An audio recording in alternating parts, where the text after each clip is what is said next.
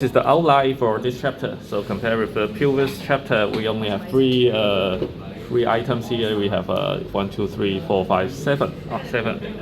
Seven items here. So you can imagine from now on, usually there will be 6 or 7 items for each chapter. So we'll learn electric field in this chapter.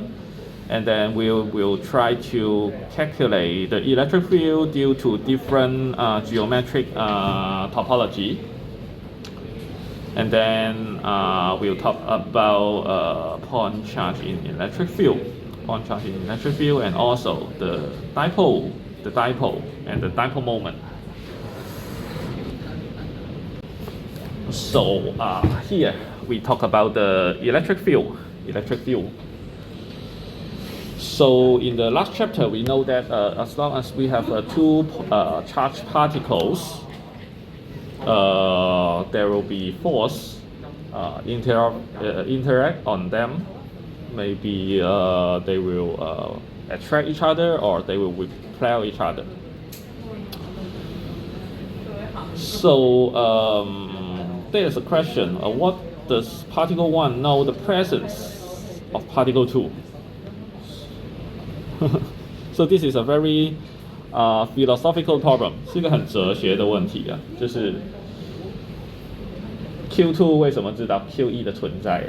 然后他知道 Q1 的存在之后啊，我们都是正电荷，所以我们要有一个排斥的力哦，那我就弹开哦，这样。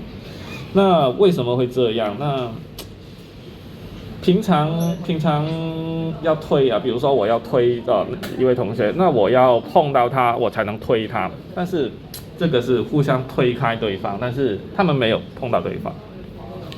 So how does particle 1 know the presence of particle 2? So this is that is since the particle do not touch. How can particle 2 push on particle 1 and vice versa? So how can there be such an action at a distance? So the physician tried to explain it using the concept of fields. So the explanation that we shall examine here is that particle 2 set up an electric field at all points in the space. So even if the space is vacuum, so it doesn't really matter whether there are air or not. So Q1 will set up a field which is called the electric field. So you learn also the gravitational field in physics class or whatever. You also learn the magnetic field in chapter 28 to 30. So there are different kinds of field. Those are vector field. And in mathematical class, you may also learn the scalar field. And actually, in chapter 24, you also learn the potential. Electric potential is so-called the scalar field. So here, we try to set up a field,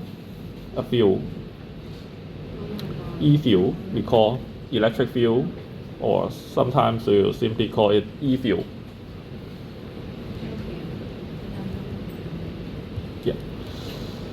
So if we place particle 1 in any point in that place, particle 1 knows the presence of particle 2.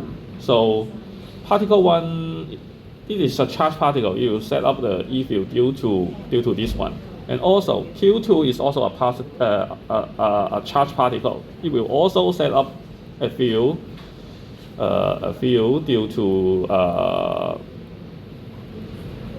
Q2. Maybe like that. In any space, maybe this point, it will be related to this charged particle and this charged particle. So if we place but so far we only consider particle, because it is the question about how do Q1 know the presence of Q2. So far we only consider the field generated by Q2. So also for this point, it will generate a field at this point. at this point, so that Q1 will know the presence of Q2 because it is affected by the electric field. Particle 2 has already set up at that point. Plus, particle 2 push particle 1 not by touching it as you would push on a coffee mug or by making contact. Instead, particle 2 pushes by means of electric field it has set up. So as long as Q1 knows this electric field, then Q1 knows that there is a force should also acting this way, as long as they are positive charge.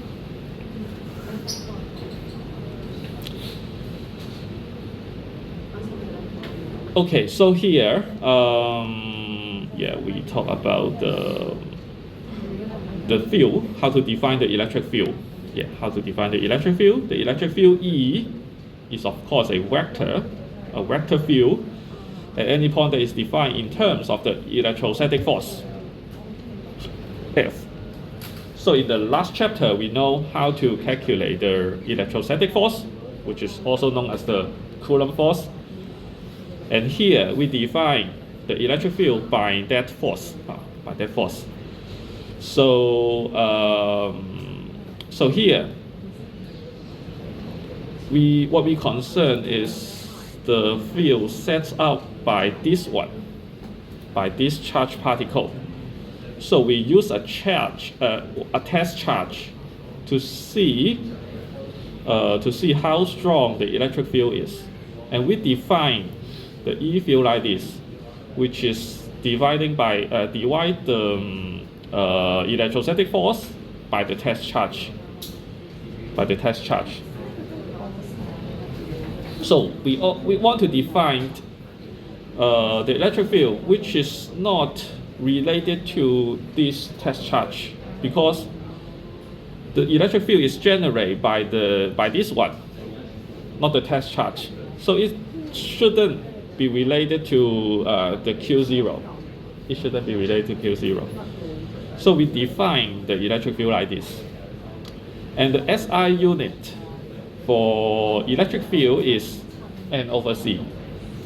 And you will learn later, it can also be V over M. Both are correct. Yeah.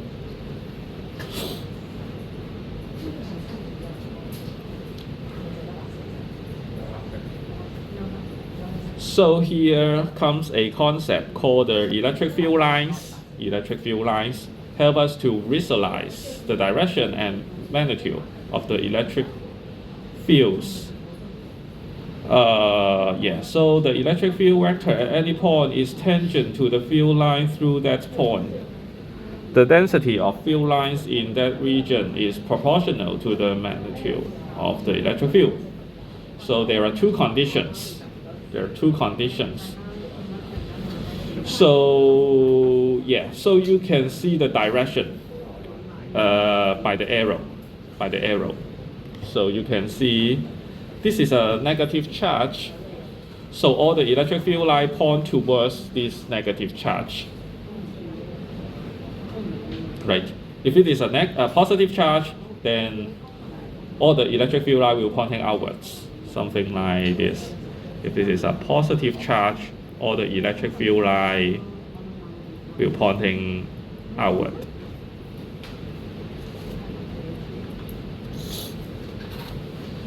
So for this one, it is a charge plate.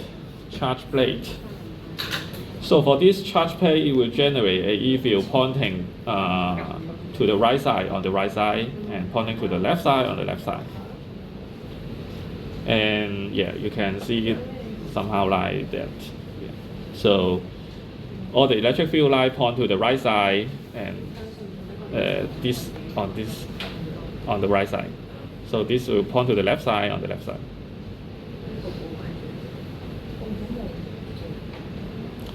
And the other point is that we can see the density of the field line in that region. So the magnitude of the E field should be proportional to the density.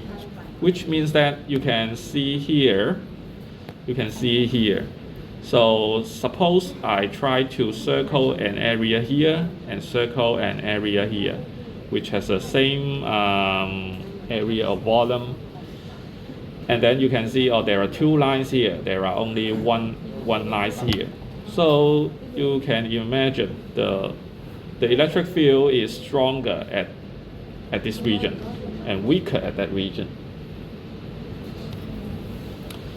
And as you can see here, all the electric field lines are equally distributed, so that this plate generates the E field, which is a uniform E field. You will learn it in chapter 23 and 25, which is actually the capacitance.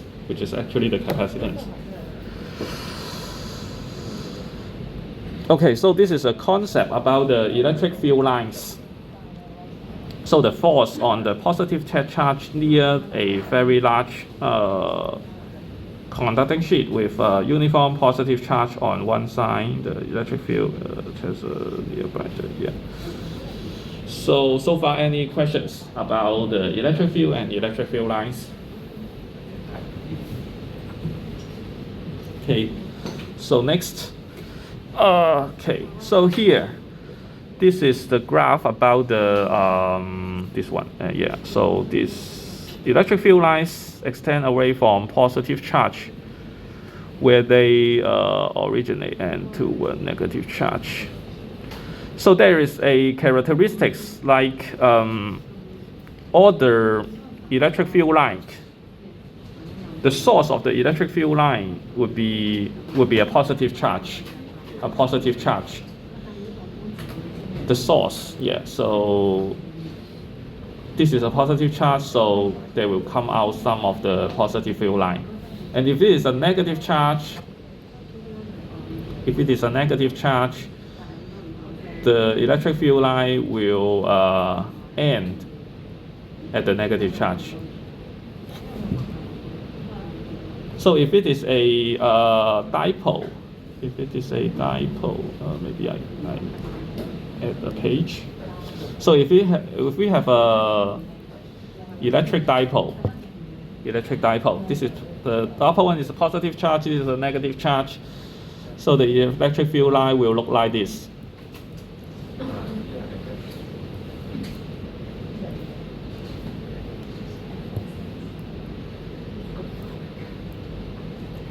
Like an apple. Yeah. Something like this. So later in this chapter, you'll know this structure is called this one is called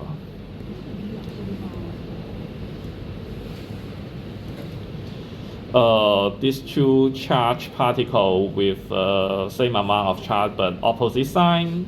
We will call it the electric dipole. Electric dipole. Okay.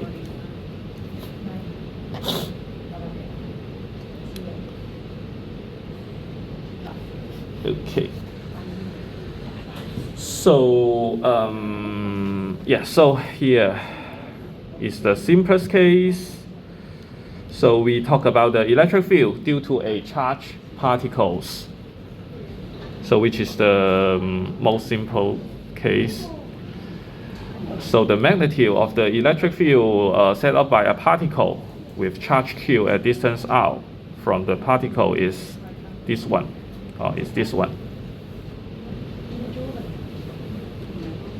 So as long as you have a charged particle and you know the charge, and then you just pick a point, maybe here. So you can define the R axis. So this is the original point, and then this is the R vector. And this is the R direction. So maybe you can also define the R hat, which is the unit vector in R direction. So the E field is like this. So compare with F is K times Q1, Q2 over R squared. So this one should be something like this, because the charge here is Q. The charge here is Q. So we only have Q here, not Q1, Q2. Because you can imagine in this case, we have this one with a charge Q. So the force acting on the test charge should be K times Q0, and the distance is R squared. So R squared. And then we define it by E. So E equals F over Q0, which is, so Q0 and Q0 will be cancelled. So it only have a KQ over R squared, like this. Like this.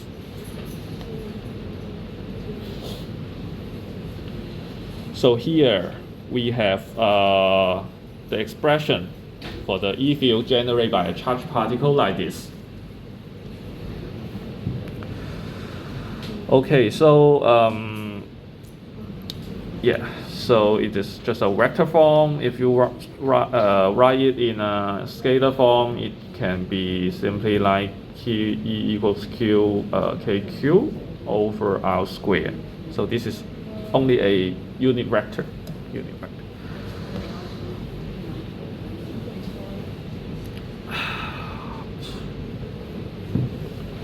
So we can note that if Q is positive charge, then this term will be a positive number. This is a positive number, which means that the electric field should have the same direction or with the out hat, which means pointing outward. If Q is negative, then this term is negative.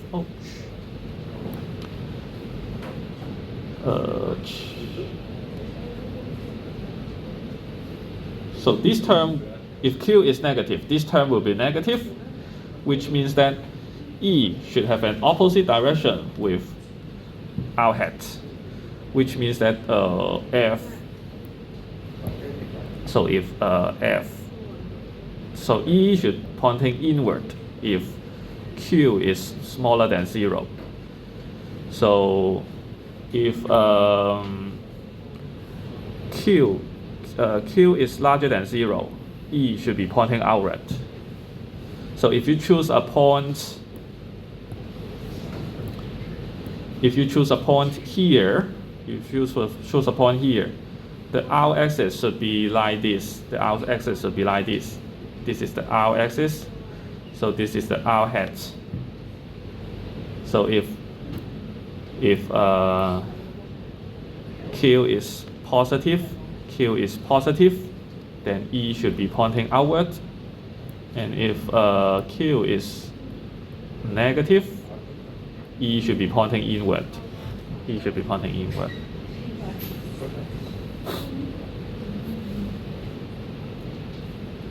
So this is a simplest case.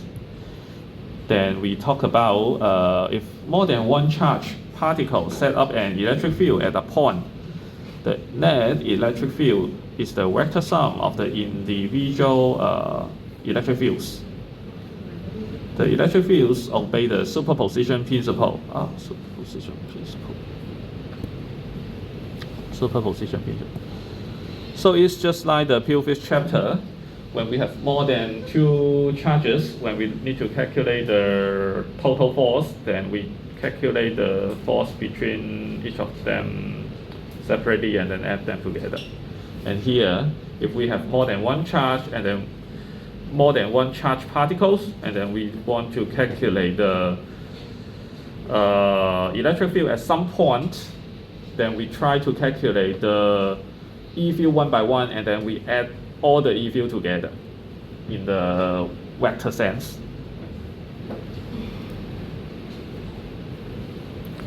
So far, any questions?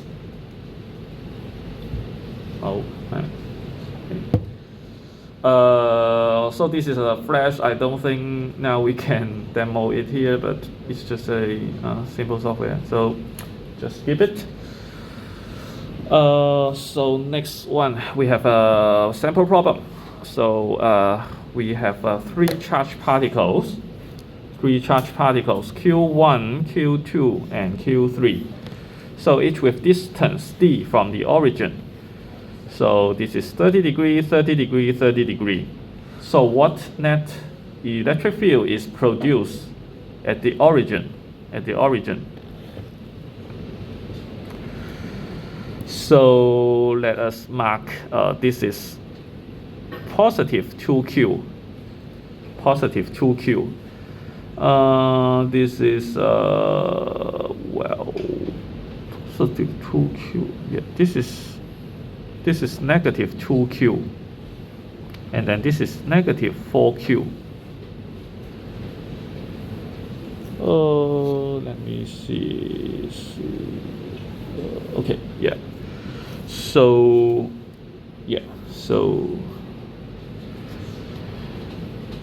this is for Q1. So we calculate E1, E2, and E3, and then add them together.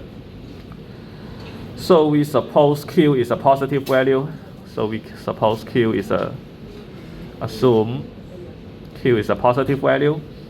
So positive 2Q is a positive value, which means that E1 should point to this side.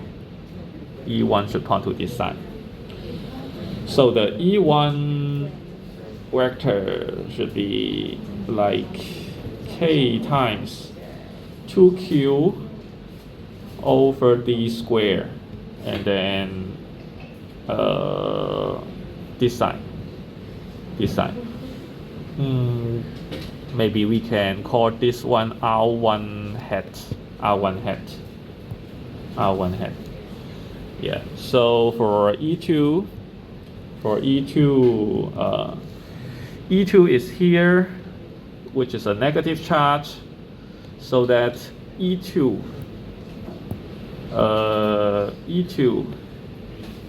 should also pointing this way, because this is a negative charge. Should point towards the charge itself. So in this case, E2 should be K times 2Q D square, which would be the same direction as E1. So we can use R1 to absorb the negative sign. So for the third one, Q3 is here. It is also negative. So E3 should point to this side. So actually it's this one. So here we have E3. And then also we can define R3 hat in this side. So E3 vector should be K times 4Q D square, and then R3 hat. Originally, R3 hat should point to, according to here, R hat should be pointing outward. But yeah, actually we can just make it the other way around, and then we absorb the negative sign. Actually, you can still define, or maybe you can still define R1 hat. Maybe you can still define R3 hat is in this side, and then you have a negative sign there. But I just make it like this. So E1 and E2 points to the same direction. So we can just simply add E1 and E2 together. So it is nothing but K times 4Q over D square, R1 hat. So add them together. And you can know that this one and this one have the same magnitude, So you can see like that. So after we add them together, we will something like this way. So similar to the previous case. So this is E3, this is E1 plus E2. So and this is the total E. So total E would be E1 plus E2 plus E3. So it will be 2 times E3 and then cosine 30 degree and then points to the x direction, which is I hat. So the answer will be k times 4q d squared and then times square root of 3 over 2 I hat. So it is 6.93. Not a beautiful number, but no problem. So it will be something like this. Okay. So any question for this one?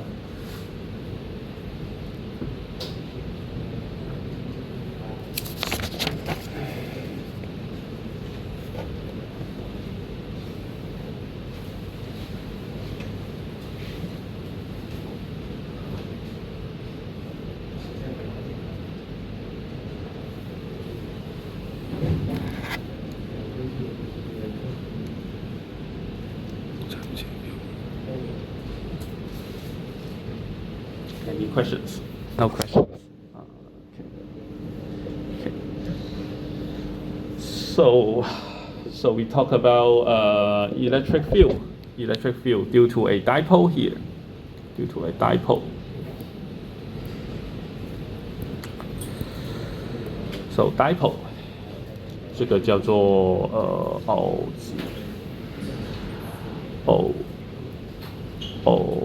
极偶极就是两个极嘛，好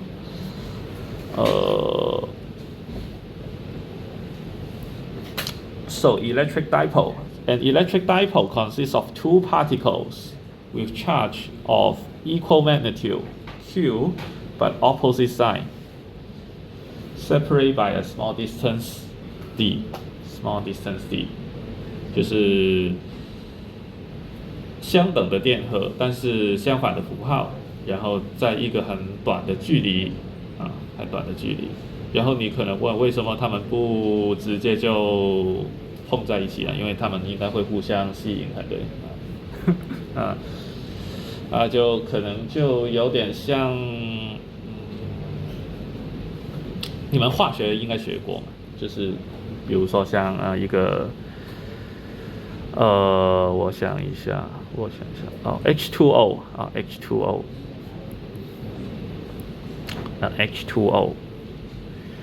H2O 不是有 O2 然后有 H 正嘛我不是讲化学的但是这个就是一个偶极嘛，就是你可以想象它就是一个 dipole， 就是这个有一个电荷，这个有一个等效的电荷，它就有点像一个 dipole 是这里有个负电荷，这里等价有一个正电荷在这边这样。那然后这个 H2O 也不会塌缩成一个没有电荷的东西，所以它就会维持这个偶极的状态。So this is the dipole, the electric dipole. So here we will define the dipole moment. The dipole moment. 这个叫做偶极电偶矩 electric dipole moment 电偶矩moment 就是矩嘛。So the electric dipole moment is actually a vector. It's actually a vector. So this is defined by q times the d vector. So you may imagine, d is the distance. How can it define to be the vector? So actually, the d vector is defined like the magnitude of d should be the distance. Should be the distance d. Should be the distance d. Here. And then the direction is defined by from the negative sign to the positive sign. So this is the direction of the d vector. The direction of the d vector. The direction of the d vector is from the negative charge to the positive charge.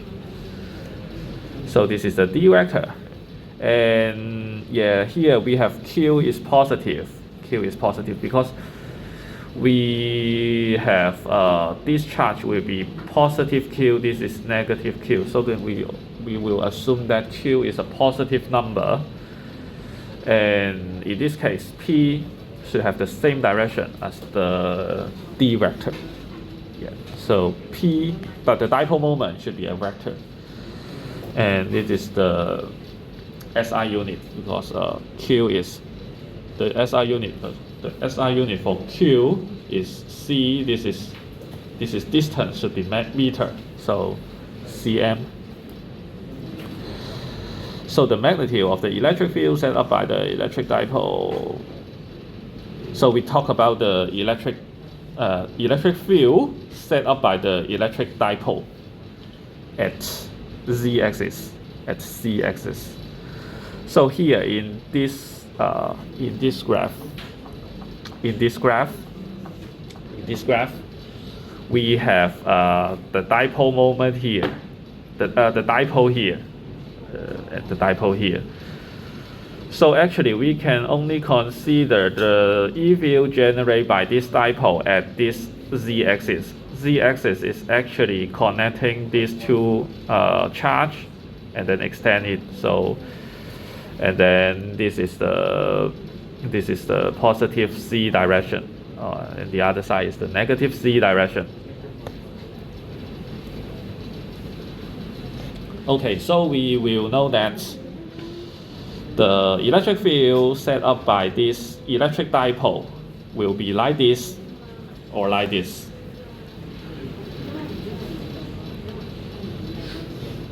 But actually we can simply calculate it on the z direction, but not maybe 1 point here or 1 point there. It will be difficult to calculate by hand or come up with a beautiful expression.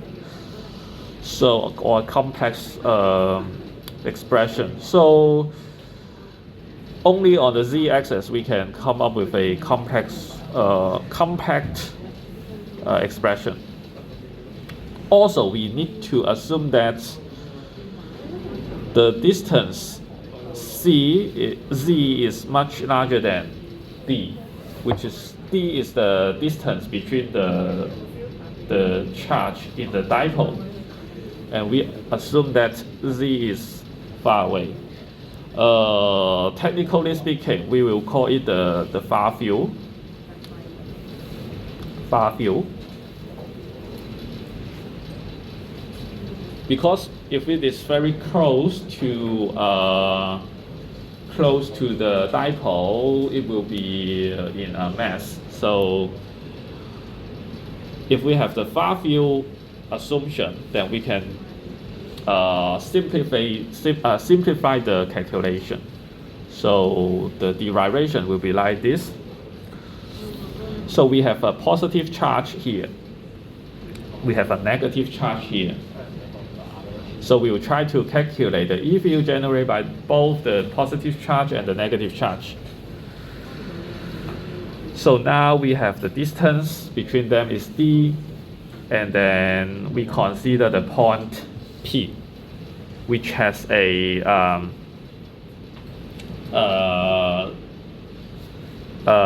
distance between the middle point of the dipole, and P will be z, and we also assume that z is much larger than d.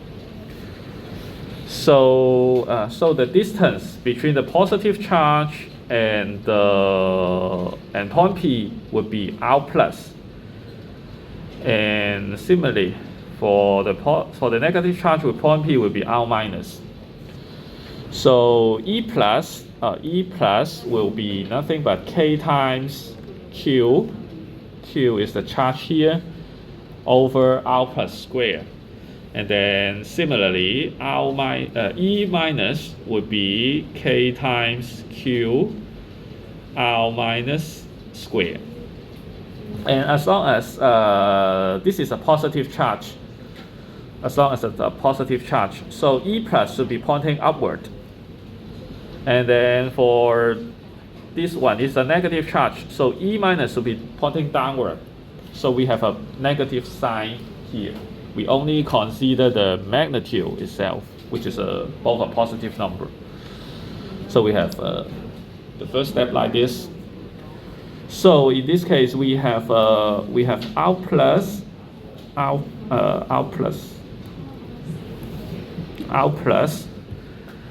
is this one, which is Z minus half of D, and R minus should be Z plus half of D. So we have these two, and then substitute here and here. And then we just factor Q out so that we have KQ in the front. So next, we can factor Z out. Factor C out. Which means that we let me see. We factor Z square out, so that we have Z square here, and then in between we divide by Z because we have a square here, so that we have 1 and then D over 2Z. And similarly, this one would be 1 plus D over 2Z. So far nothing special, just some algebraic calculation. And then we try to subtract them. So we multiply the common factor. Multiply this one, so that it will become 1 minus D over 2Z square, 1 plus D over 2Z square, and then we have 1 plus D over 2Z square minus 1 minus D over 2Z square. So it is something like A plus B square minus A minus B square. So it will be like A square plus 2AB plus B square minus A square plus 2AB minus B square. So at the end we will have 4 times A times B, something like this in the denominator. For the denominator, I don't want to write it again. So the numerator will look like this, so that it becomes 2D over Z. So it's almost the final answer. Actually, we assume that Z should be much larger than D, which means that this term should be tends to 0. This one will also tend to 0. So the denominator will tends to 1. So the final answer will be K times 2QD, K times Q 2D, and then over C squared, so that we have C cubed here. And then in the previous slide, we define P will be QD. So it can also be written like K times 2P over C cubed. So the expression will look like this. You may ask, why not just cancel this 2 and then this 4? Yeah, actually I can do so, but usually maybe you use the factor K equals to 8.89 times 10 to 9 and then with the SI unit. In this case, you may be easy to make mistakes because if you try to if I try to write it as 2 pi epsilon naught qd and then c cube, something like this, then you may just plug in 8.89 times 10 to 9. Just forget the factor of 2. So if I just write it like this, then you may have less probability to make mistakes like this. So here I just keep the factor of 2 there. So any questions? Any questions?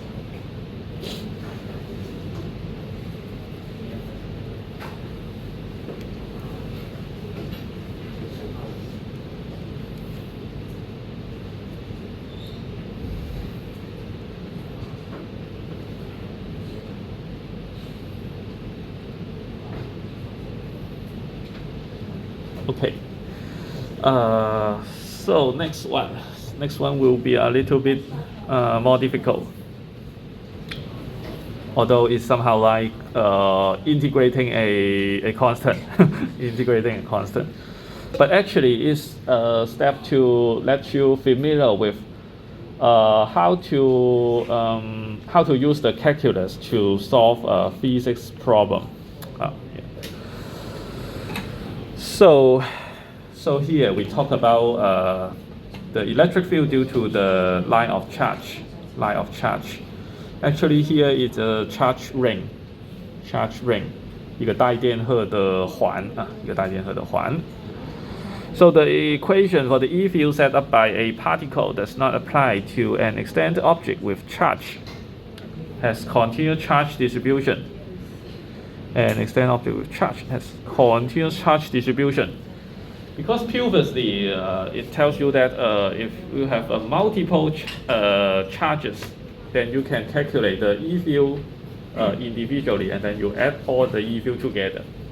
However, if the charge is continuously distributed, 它是连续的，你没有办法一个一个算，因为它是连续的。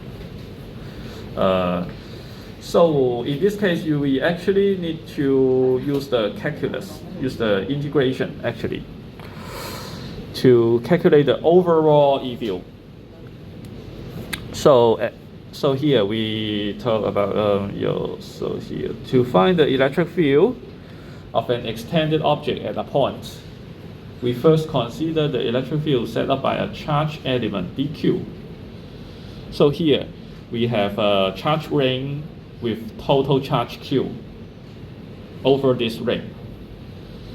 So we can just try to separate this ring into many infinitesimal small elements.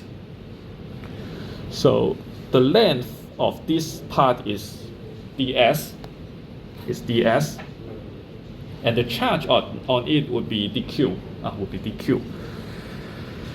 So this element is small enough for us to apply the equation for particles. Then we sum all of them together. But we need to sum infinite many small elements. So we need to use the integration rather than just sum.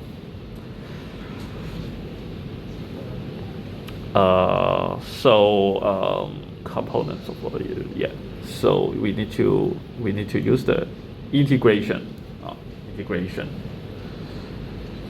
which is the sum for infinite many values. So a ring of uniform positive charge, a differential element of charge occupies a length ds. So greatly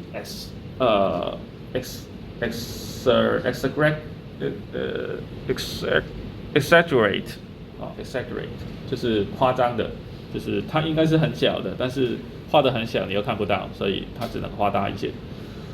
So it's exaggerate for clarity. So this element set up an electric field at point P. we also consider the electric field generated by this ring over the z-axis. So in this case, the z-axis is defining by, this is the original point, which is the center of the circle. This is the center of the circle. And then the z-axis is perpendicular to the circle. It's perpendicular, perpendicular to the circle. So perpendicular to this plane. So we have a right angle here. Okay, so we consider the electric field at point P. So we will try to consider to cancel some of the components, or one of the components, because this is a 3D. So maybe one of the components can be cancelled, and then it will simplify the calculation. Because as you know that maybe if in xy direction there will be 0, then you don't need to calculate an integration, and then it comes up with a 0. So it's just a waste. So we try to consider it beforehand. So now we consider ds is here. So it will generate dE generated by dq. So because the length of this part is ds, and the charge on this part is dq. So this is we assume that this is a positive charge. So dE should point to that side with an angle theta. So we can try to decompose it. dE on z-axis, so on z-axis and also on xy plane, So this is a dE, maybe call it, So dE, so this one will be dE cosine theta, like this one. So this one is a theta. This is theta. So this is theta. So also this one is theta. So this is dE, which is not vertical or horizontal. So because ds is here, so dE point to that side. So dE will look like this, and we decompose it. This dE into the c direction will be dE cosine theta, and this one will be dE sine theta. And we know that this is a circle, so there should be symmetric part. So we can have a ds prime, which is the opposite side. So it will generate the E field this way, as long as it is a symmetric, because all the charges distributed uniformly, so that this dE and this dE will have the same magnitude, although the direction is different. But now we can decompose it. This dE like this. So it also have dE cosine theta in the same direction.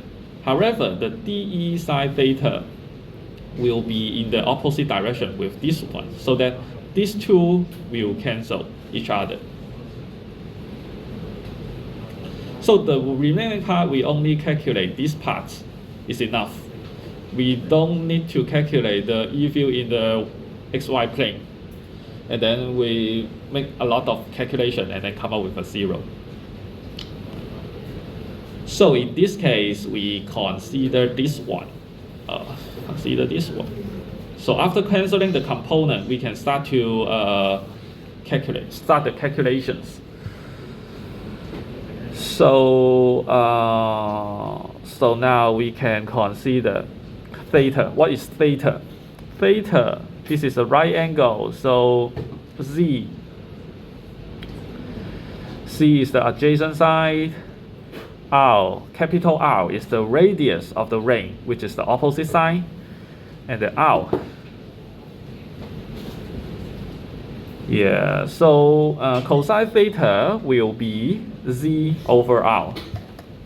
Z over r. So it is a basic trigonometry relationship. So small r, we don't have this number. So we express small r with z square and c and r. So it will be like c squared plus r squared and take the square root, which is the Pythagorean theorem. So cosine theta will look like this, or simply write the square root as the 1/2 power. Yeah. So this is d theta, and de will be dq. De should be k times dq over small r squared, right? Because it is from this point to that point. So dq r squared over r squared. So dq will be lambda times ds, and we define lambda to be the linear charge density. So which is a SI unit of C over M, which means that this is the density, and then times the length, then it is the charge on this segment.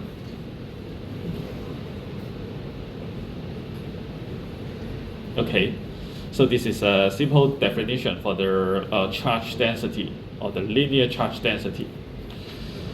So we can just substitute this lambda ds to here. So we have lambda ds here. So de is this term, and then we have cosine theta, which is actually this one. So which is this one. So r squared is nothing but c squared plus r squared, capital R squared. So that it becomes 2/3.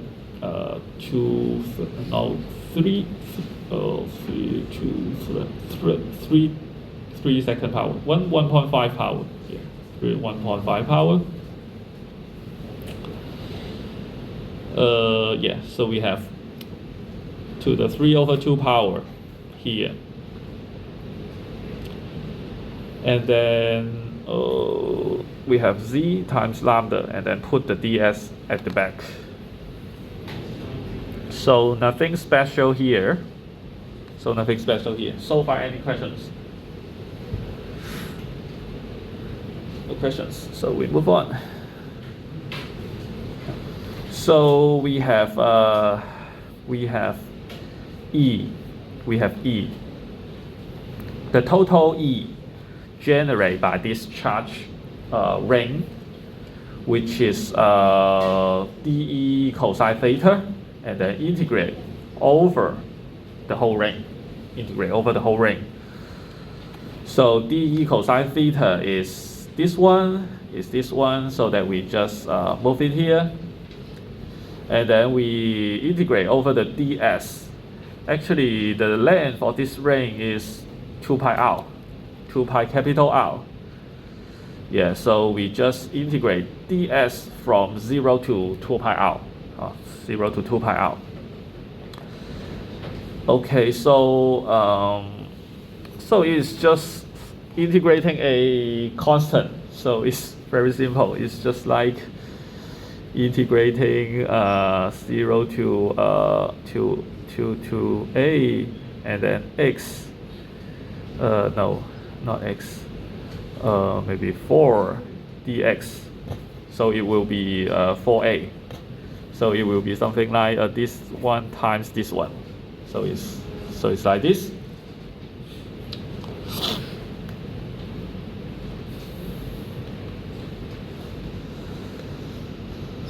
So we can make some cancellation.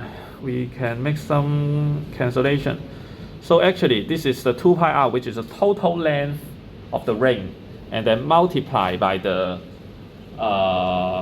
density, the linear density. So which means this is the total charge the total charge. So we have Q equals 2 pi r lambda. 2 pi r lambda. So this is the length. This is the length.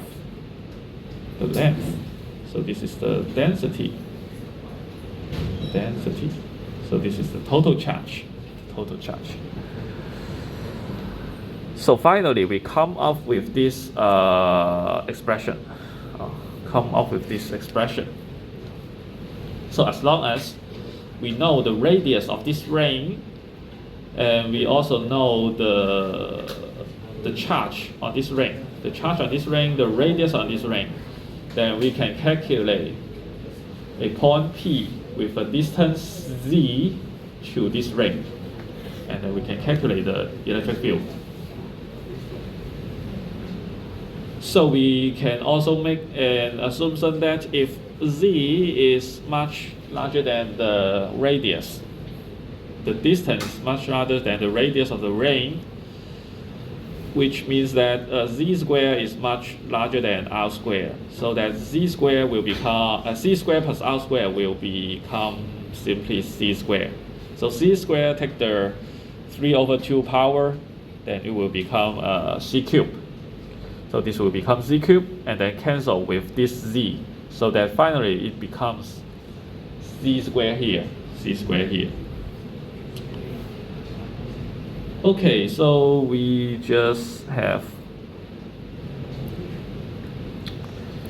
so if we have this assumption, we have this expression for the E. So this is very interesting. It's just like all the charge are distributed at the center if the distance is far away enough. It's just like the shell theorem we talked yesterday. If the distance is far enough, we can consider all the charge are distributed at the center of the speed and then calculate the force or electric field. So any questions? 有冇問題？有沒有問題？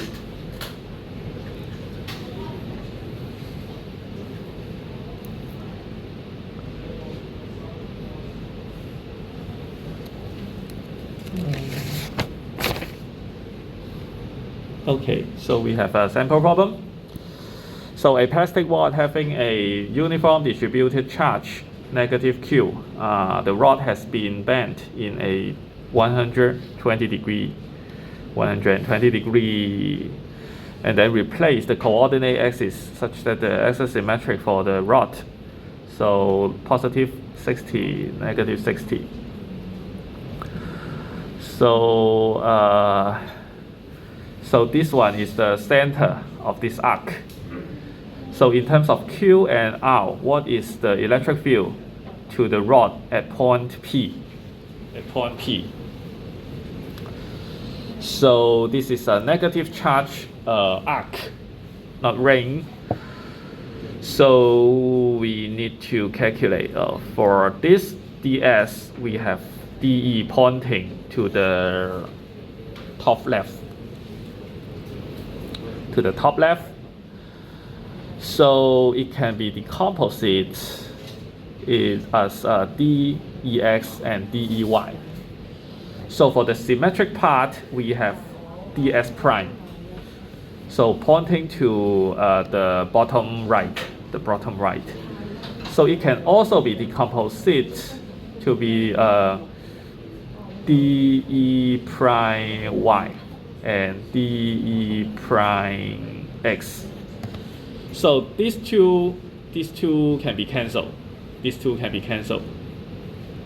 So we only consider the x-axis component.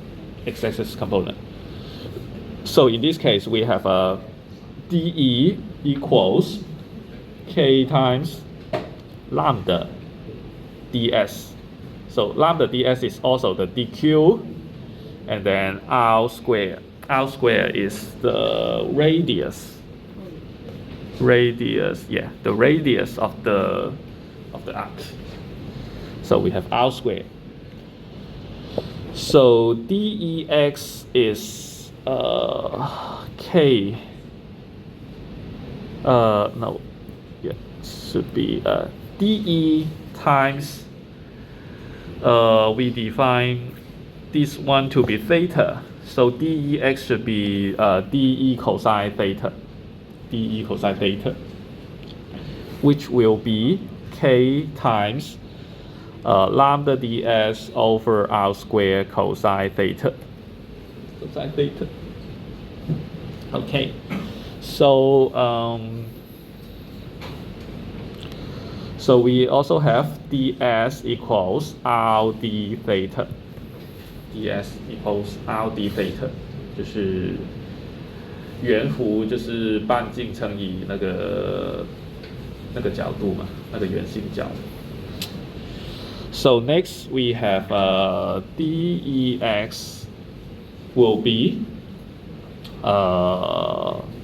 so we just substitute this one into there. So we have k lambda r d theta over r squared cosine theta.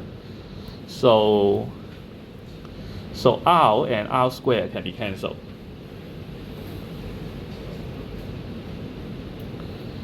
So the next step is to calculate the overall E field.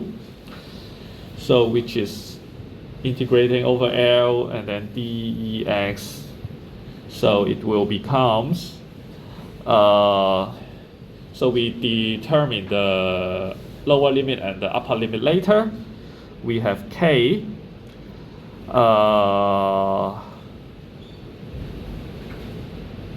lambda over r and then cosine theta d theta. So we integrate it over d theta, and then this for this one, the theta should be from minus 60 degree to positive 60 degree, and in calculus we definitely need to use the radian, so it should be minus pi over 3 to pi over 3. So in this case, we can just factor the constant out, which is not related to the theta. So we have k lambda over r, and then pi over 3 minus pi over 3 cosine theta d theta. So cosine theta, the antiderivative is the sine theta. So we have k lambda over r, and then sine theta, and then we evaluate it at pi over 3 and minus pi over 3, and then subtract them. So as you know, sine pi over 3 is sine pi over 3 is square root of 3 over 2, and then sine minus pi over 3 is minus square root of 3 over 2. So when we subtract them, it will be square root of 3. So the final answer will be square root of 3 k lambda over r.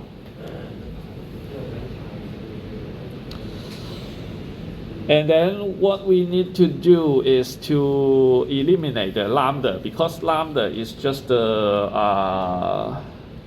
variable we assume for this calculation. It is not provided by the problem itself, so we need to eliminate it. But how to eliminate it is to just use the Q equals the length of this arc. The length of this arc is the radius times the angle between this one and this one, which is 120 degree, which is 2 pi over 3. 2 pi over 3. So we have Q equals R, and then this is the length, and then times lambda, which means that we have lambda equals 3Q over 2 pi R. So we can just plug this one into E. So finally we have E equals square root of 3K over R times 3Q over 2 pi R. So the answer will be 3 square root of 3kq over 2 pi r squared.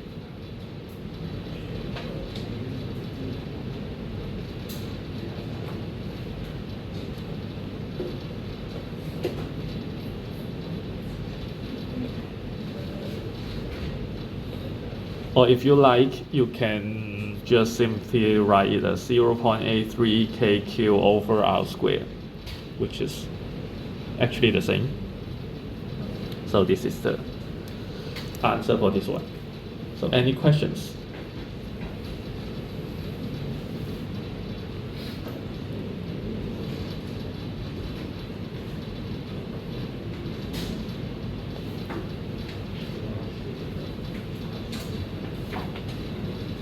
If no question, that's all for today.